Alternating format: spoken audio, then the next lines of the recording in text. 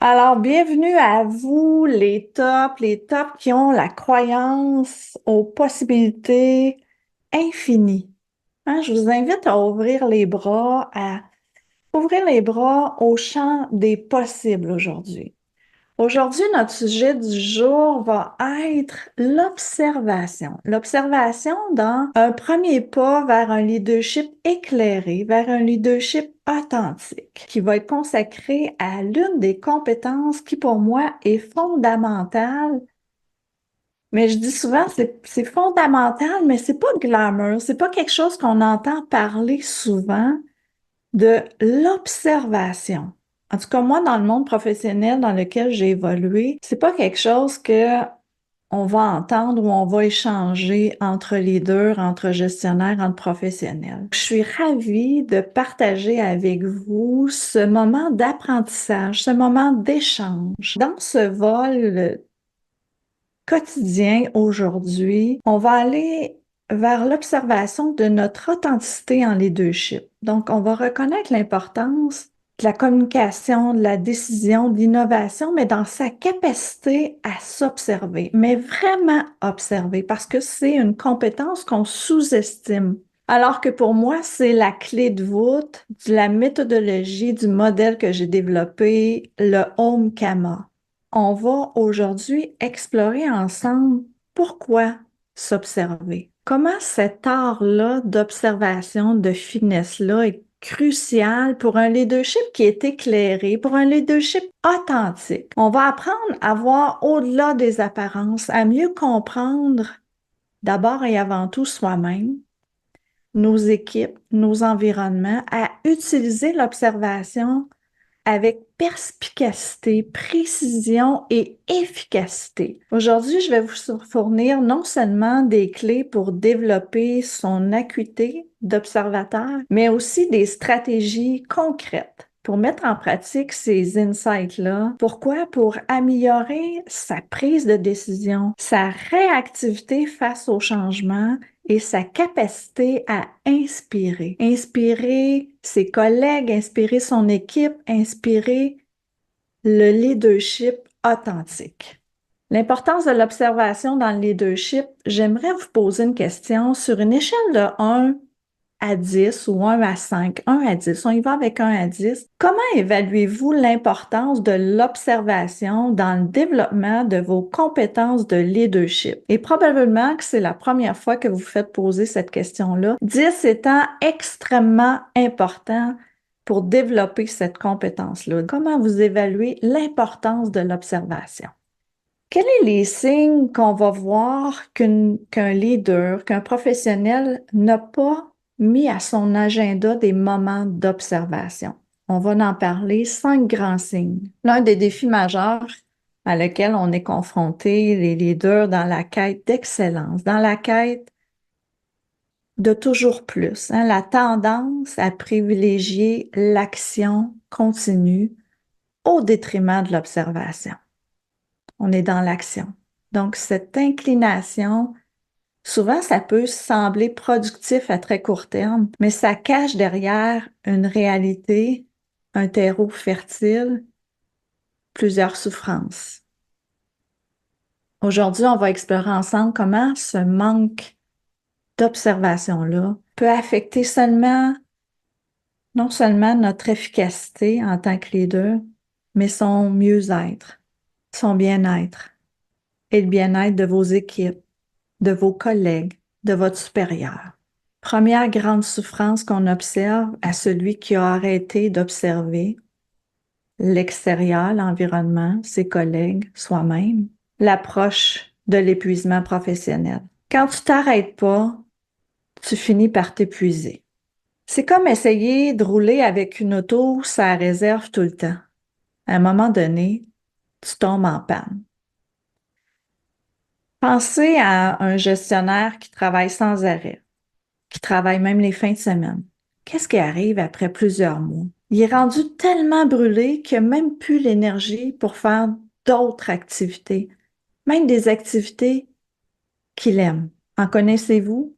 Y a-t-il des noms qui vous viennent en tête? Je vous donne d'autres exemples. Un chef d'entreprise qui est passionné par son travail enchaîne et enchaîne des longues journées sans prendre de pause. Il pense que s'arrêter même brièvement, c'est associé à un signe de faiblesse. Ici, on remarque une croyance limitante. Puis au fil du temps, sa capacité à demeurer concentré chute. Sa patience, il n'y en a plus. Il est irritable pour des petits riens. Est-ce que ça vous fait penser à quelqu'un de votre entourage actuellement? Puis un beau matin, il se réveille incapable de se lever, submergé par l'anxiété, au bord de la dépression, au bord du burn-out. Il y a une réalité qui frappe.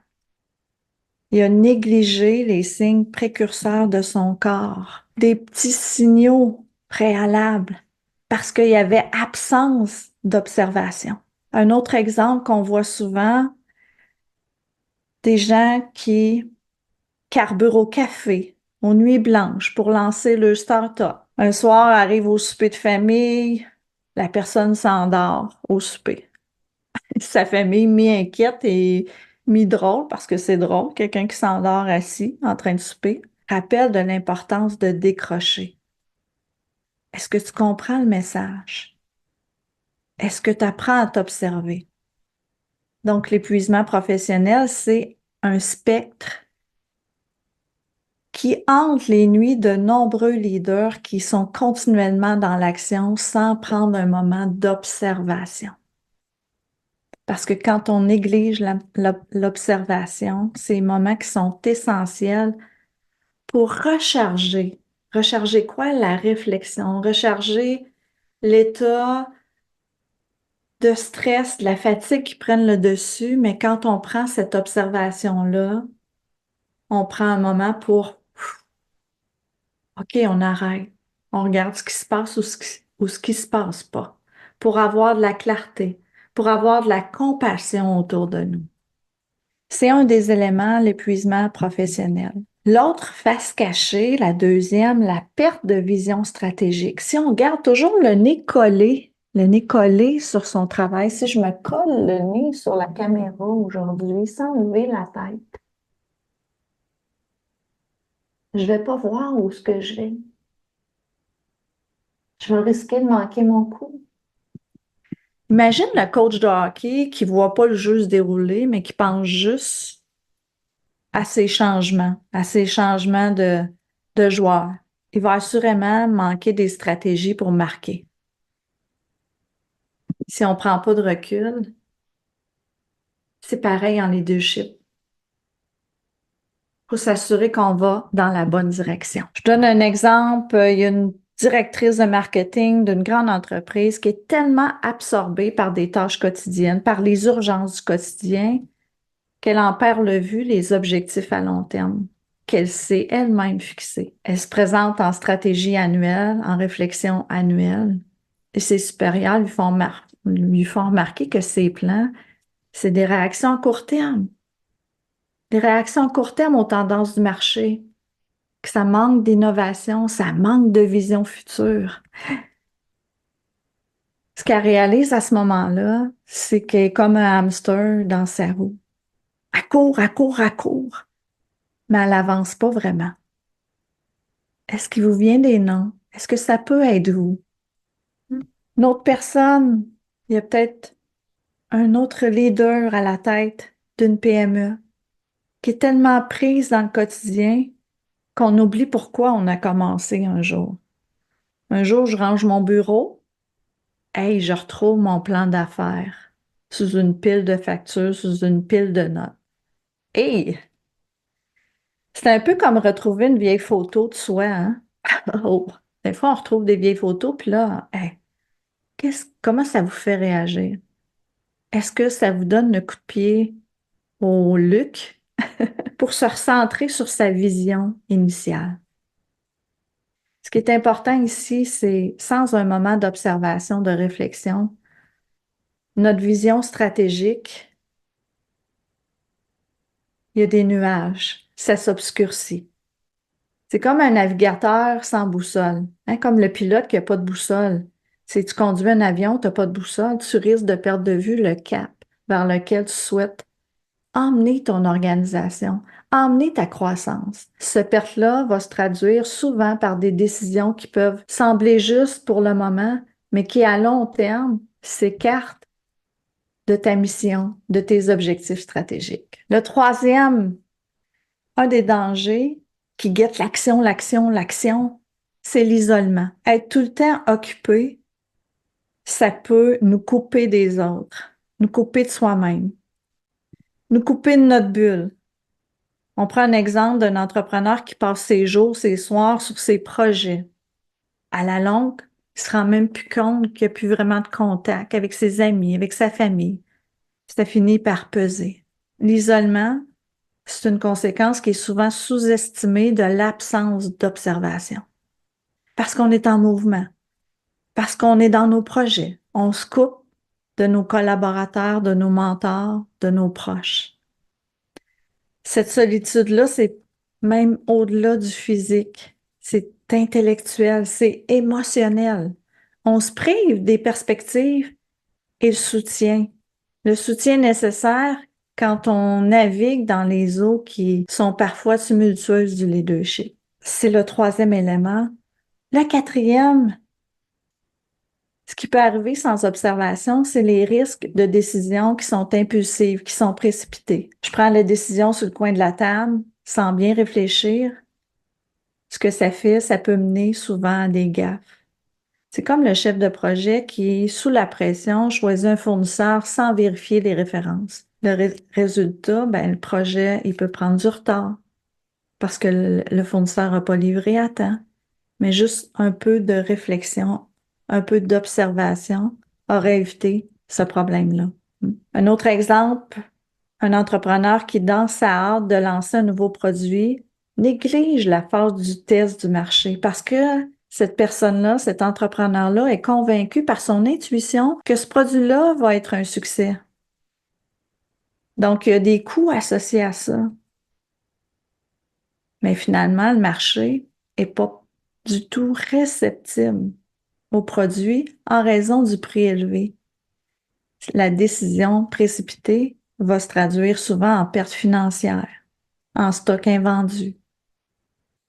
Ça souligne le coût d'une observation, d'une réflexion qui a été, après ma barre, insuffisante. Donc, la précipitation dans la prise de décision, c'est un piège classique.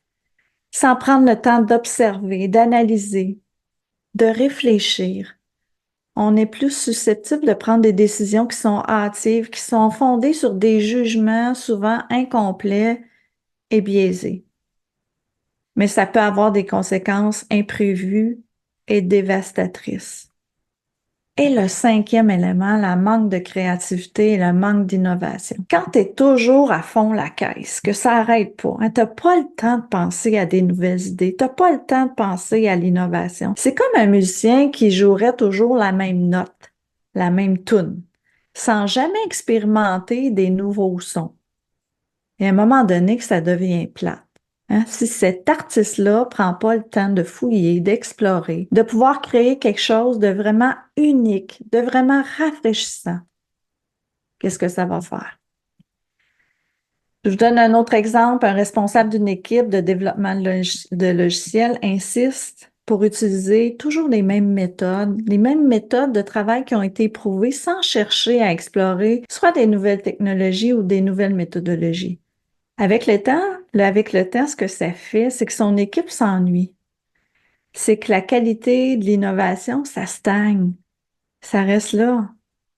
Ce que ça fait sur le marché concurrentiel, c'est que l'entreprise, elle perd son avantage concurrentiel. Et lorsqu'un concurrent lance une nouvelle solution qui devient révolutionnaire, on réalise à ce moment-là que notre refus de changer, notre refus d'évoluer, notre refus d'innover, parce qu'on est resté dans l'action avec quelque chose sans observer ce qui se passe sur le marché. L'absence d'observation, ça bride notre créativité, notre capacité à innover. L'innovation, ça nécessite l'espace d'observation, l'espace de réflexion profonde. C'est un luxe que si vous vous refusez et que vous êtes constamment en action, vous allez passer à quelque chose, à côté de quelque chose, à côté des nouvelles idées, à côté des opportunités cachées. Alors, l'observation, ça, c'est les 5 principales souffrances que je vous ai résumées, mais l'observation dans le contexte du leadership, ça vient bien au-delà du simple fait de regarder. C'est un processus,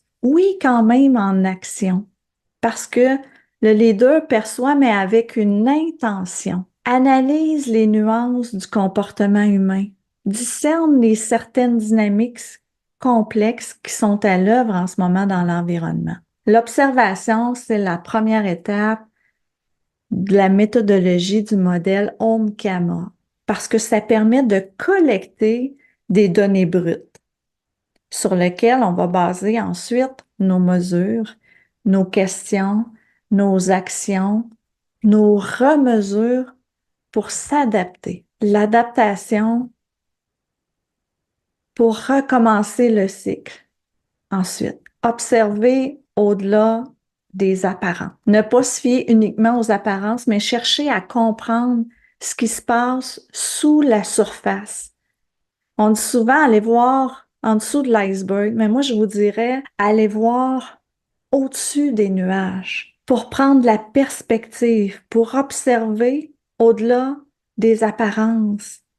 Refuser d'observer, c'est de satisfaire à des explications qui sont souvent superficielles. Ça implique d'identifier les patterns qui sont pas évidents, les signes faibles, de reconnaître les défis qui sont souvent cachés. Je vous donne un autre exemple d'une dynamique de groupe. On imagine que lors d'une réunion, il y a un leader qui observe que certains membres de l'équipe n'interviennent pas, alors que ces membres-là sont habituellement participatifs. Donc, une fine observation attentive de ce qui se passe ou de ce qui se passe pas, ça révèle une tension. Des tensions qui sont souvent non exprimées, des désaccords qui pourraient être latents. Mais ce que ça l'offre ainsi avec l'observation, c'est une opportunité d'adresser des problèmes qui souvent, si on les adresse pas, s'aggravent. Donc, observer, c'est la première clé du leader connecté. La première clé du leader authentique pour pouvoir adresser. Vous avez un collaborateur qui subitement semble moins engagé, semble plus distrait. Un leader qui va être observateur va pouvoir avoir ce signal-là d'une possible surcharge, d'une difficulté personnelle, qui va ouvrir la voie au soutien, la voie à l'autre. Observer dans ces moments-là. Des fois, il y a des changements subtils dans la communication. Si on prend encore un exemple d'une équipe qui, elle aussi, habituellement, est très communicative et très ouverte dans les échanges, mais qui lors d'une réunion, échange plus ou moins. Mais observer amène de la profondeur. Reconnaître ces changements subtils-là, les possibles malaises au sein d'une équipe, la perte de confiance, aller voir qu'est-ce qui se passe. Prendre l'initiative de rencontrer les membres de l'équipe individuellement, créer un espace sécurisé lors d'une rencontre pour aller voir qu'est-ce qui arrive de manière proactive. Alors, une des autres observations que je vous ai parlé, c'est l'épuisement professionnel. Un déséquilibre entre la vie professionnelle et personnelle. Donc, pour un leader qui est très observateur, va aborder les situations avec empathie, soutien adapté, parce qu'il va savoir reconnaître les signaux. Il va être attentif à ce qui se passe autour de lui pour réaffirmer que l'observation, c'est un art qui s'apprend, qui requiert du temps, de la patience, de la pratique, mais c'est un investissement en soi et pour soi. Imaginez un leader qui vient de présenter une nouvelle stratégie à son équipe, aux différentes parties prenantes, mais la réception est loin d'être celle qu'on s'attend. On a un feedback qui est majoritairement critique, qui remet en question plusieurs clés de la proposition. La réaction initiale du leader va probablement être de se sentir défensif, de se sentir frustré. peut-être une remise même en question sur mes capacités de leader. C'est une réaction humaine face à la perception d'un échec, à la critique. Mais c'est précisément à ce moment-là que l'auto-observation, ça va devenir crucial. Face à un retour perçu comme négatif, on va ressentir une vague de frustration, le doute va s'installer. Le premier instinct de survie va être probablement de défendre sa situation, sa position, même aller jusqu'à minimiser les critiques des fois qu'on va avoir reçues. Mais un leader qui va pratiquer l'auto-observation va prendre un moment pour s'observer lui-même, reconnaître les émotions que j'appelle souvent de contraction, réfléchir à sa réaction initiale et plutôt que d'agir avec impulsion, en lien avec ses émotions immédiates, on va prendre un peu de recul, un moment pour observer, revenir à soi. C'était quoi ma réaction défensive qui peut aggraver la situation?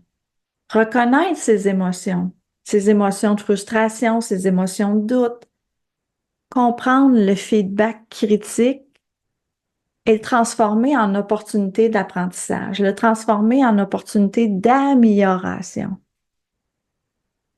Qu'est-ce qu'il va faire avec une action une fois après s'être observé? Qu'est-ce qu'il va choisir de prendre comme action? Une fois que l'observation est faite, une fois que la mesure est prise, une fois que le questionnement est fait, il va peut-être convoquer une nouvelle réunion pour discuter ouvertement des critiques, pour montrer sa vulnérabilité, son authenticité, sa volonté d'apprendre de cette expérience-là. Aborder une situation avec humilité, avec authenticité, avec ouverture, en invitant l'équipe à aller approfondir, explorer les critiques point par point, pour repenser peut-être certains aspects de la stratégie et du plan d'action. Pour ça, c'est important de prendre en considération que les moments d'observation sont nécessaires dans un quotidien. Je vous demande maintenant de regarder autour de vous, prendre juste une minute pour observer quelque chose. Observer quelque chose que vous aviez jamais remarqué auparavant dans votre environnement immédiat.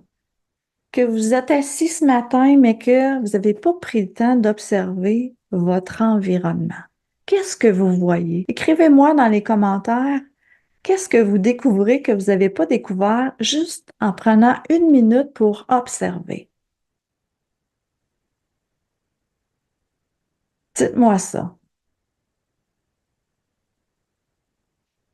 L'importance de l'auto-observation soi-même, c'est sa capacité à connaître, de reconnaître ses propres réactions, nos propres préjugés, nos croyances qui nous limitent parce qu'on veut, c'est rester dans notre zone de confort. Non, la croissance, la connaissance de soi, c'est sortir de cette zone-là. Mais la première chose à faire pour sortir de cette zone-là, c'est apprendre à s'auto-observer.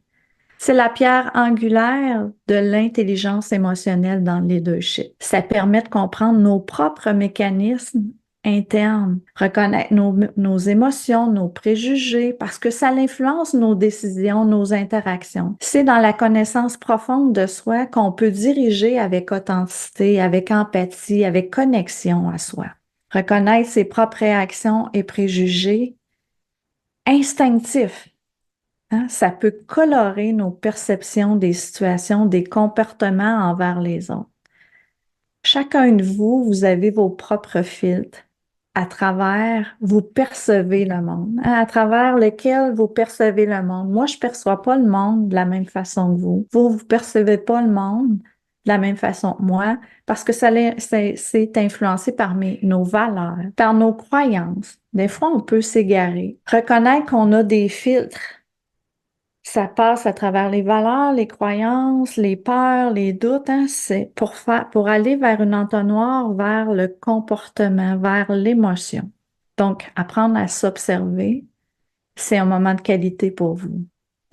Il y a plusieurs stratégies d'auto-observation, entre autres la méditation, la pleine conscience que vous entendez souvent. C'est des outils qui sont puissants pour développer l'auto-observation, pour prendre un moment pour soi, pour prendre quelques minutes par jour, pour augmenter la conscience, pour mettre à notre conscience la capacité de rester connecté à soi pour voir est-ce que j'ai vécu aujourd'hui des périodes de stress, qu'est-ce que ce stress-là avait à me dire, comment ça s'est passé pour moi. S'entraîner à diriger notre attention vers le monde intérieur. Observer nos pensées, observer nos émotions, mais sans jugement.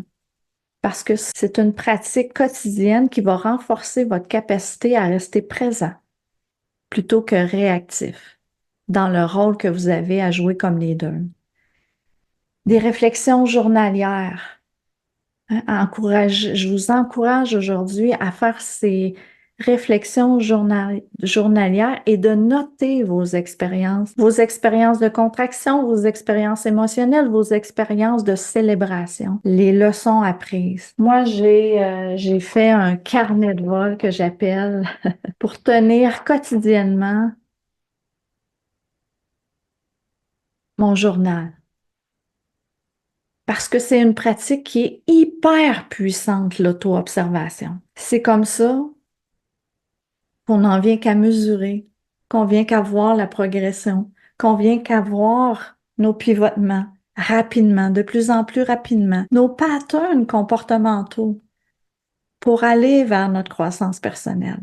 Un des troisièmes moyens d'auto-observer puis de s'ouvrir, c'est le feedback 360.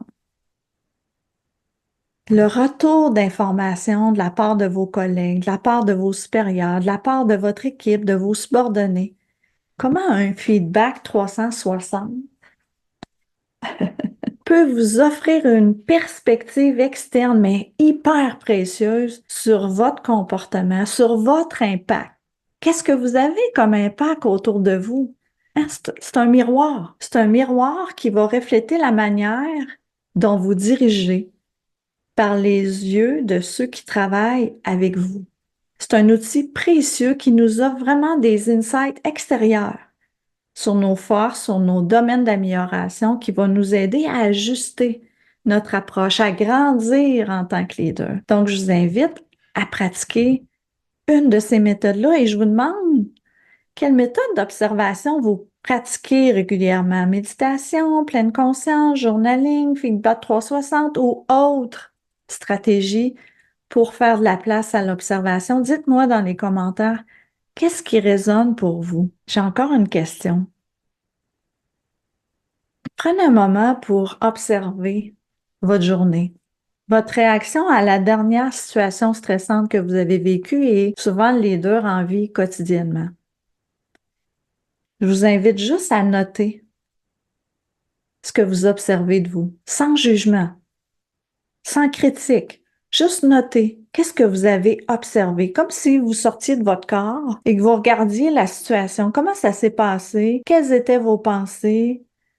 Quelle était la réaction dans votre corps? Ça se passait où dans votre corps? Qu'avez-vous entendu et qu'avez-vous ressenti à travers votre corps? Quelle tension ça vous a créé dans votre corps, dans vos pensées et découvrez des petites perles. Découvrez que l'auto-observation, c'est un exercice qui est ponctuel, qui est récurrent, une pratique en continu qui enrichit votre capacité de leader à naviguer, à voler dans souvent des nuages, des turbulences qui sont complexes dans le leadership moderne. Donc, je vous encourage à intégrer cette pratique-là dans votre routine pour améliorer, oui, votre leadership, mais aussi pour améliorer votre mieux-être personnel. L'observation comme un outil de responsabilisation. Qu'est-ce que je veux dire par ça? Souvent, vous avez sûrement vu ou vous voyez même encore qu'il y a des gens, des leaders qui se positionnent en tant que victimes dans le contexte professionnel.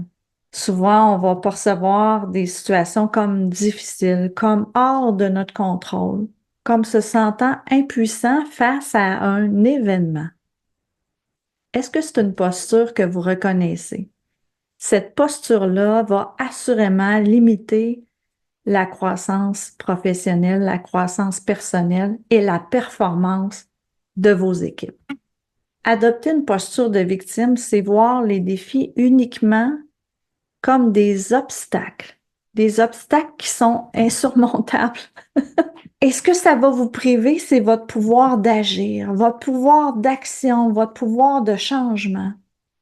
Cette vision-là de victime-là va restreindre votre capacité à trouver des solutions, à faire évoluer. Je vous invite à transiter d'une posture de victime à un acteur responsable. Et je vous invite à intégrer l'observation. Pourquoi vous observez? Pour reconnaître que quand vous glissez tout doucement, subtilement, dans cette posture de victime-là, dans cette posture passive, dans cette posture qui vous sort de la responsabilité. Je vous invite à répondre de manière constructive, parce que quand vous devenez des observateurs attentifs de vos propres réactions, de votre entourage, vous pouvez facilement identifier quand ça glisse dans cette posture de victime-là. Et cette prise de conscience-là va être le premier pas pour la reprise de votre pouvoir, la reprise de votre contrôle qui va vous permettre d'agir plutôt que d'avoir le sentiment que vous subissez. Et je vous invite à transformer vos prochains défis en opportunités. Ça, c'est vital. Quand vous avez un défi, quand vous avez une contraction, quel est le rendez-vous de la vie? Quel est le défi derrière qui se cache? Mais en observant, vous allez trouver cette perle rare. Je vous demande de partager via les commentaires une expérience, une observation attentive qui a changé votre approche. Qu'est-ce qui s'est passé pour vous? Peut-être de la mettre à votre conscience aujourd'hui. Quand vous avez glissé, quand vous avez choisi d'être responsable et non plus victime, comment ça s'est passé pour vous? Partagez-nous cette expérience-là pour aider les leaders qui, comme vous, ont déjà vécu ces expériences-là. Cultivez une attitude d'observation attentive, non seulement pour vous-même, mais aussi pour encourager la posture au sein de vos équipes, au sein de vos collègues, vos collaborateurs, pour avoir cette perspective-là de leader, pour vous transformer. Et la quatrième et dernière partie, vous êtes un catalyseur d'apprentissage. Mais pour apprendre, il faut d'abord et avant tout s'observer soi-même, observer ce qui nous entoure, écouter, cultiver une curiosité intellectuelle, une curiosité continue, de voir dans chaque expérience une leçon potentielle. Et chaque observation, c'est comme une graine d'apprentissage qu'on sème.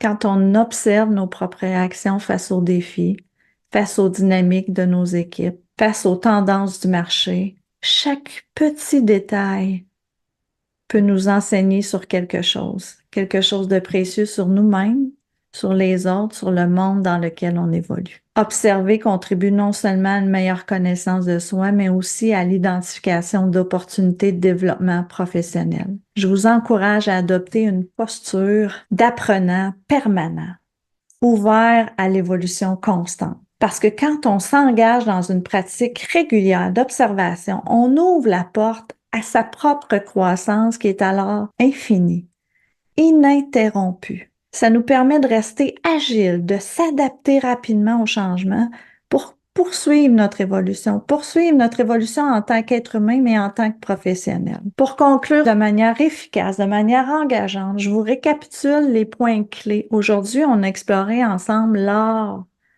l'art de l'observation dans le contexte du leadership. Ajustez pas vos caméras, c'est moi qui ai répété, parce que la répétition fait partie de l'apprentissage. On a vu comment l'observation est essentielle pour passer d'une posture de réaction à une posture d'action, mais d'action réfléchie, pour se connaître soi-même, pour transformer les défis en opportunités et pour inspirer l'innovation, la synergie autour de nous, au sein de nos équipes. Se donner des temps d'observation dans un agenda, c'est un investissement dans notre capacité à diriger. Diriger avec quoi? Avec sagesse, avec innovation et avec empathie. Je vous encourage à pratiquer l'observation au quotidien, que ce soit envers vous-même, envers vos collègues, envers votre environnement externe. Notez, observe puis note, hein?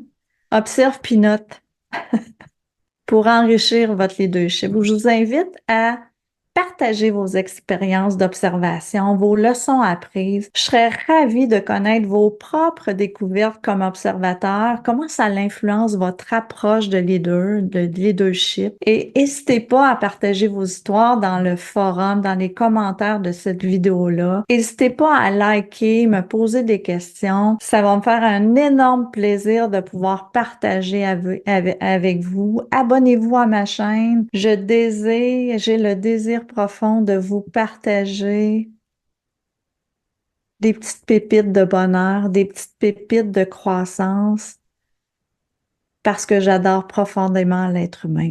Je vous remercie d'avoir été présent. Je vous remercie de votre écoute et je vous dis à bientôt.